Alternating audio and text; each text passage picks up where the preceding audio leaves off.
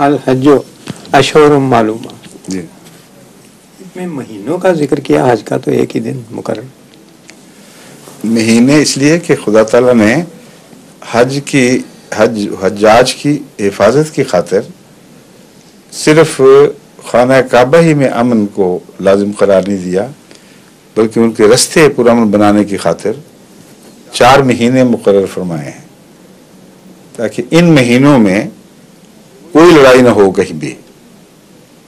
جہاں تک اسلامی دنیا سے انہوں نے آنا ہے نا، جہاں تک اسلامی دنیا کا تعلق ہے اس کے متعلق تو قطعی بات ہو جائے گی کہ اگر کوئی آپس میں جھگڑے وگڑے ہیں، کوئی فساد ہو رہے ہیں تو رک جاؤ اور احترام کرو، تاکہ خدا کی خاطر چلنے والوں کے لیے رستے صاف ہو جائیں، ان کو کوئی نقصان نہ پہنچے.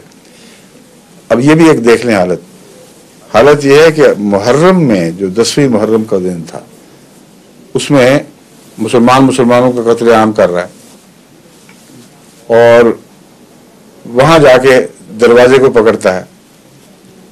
تضاد ہے. اللہ تعالیٰ کو کوئی انسان کسی طرح دھوکہ نہیں دے سکتا، اپنے آپ کو دھوکہ دیتے ہیں.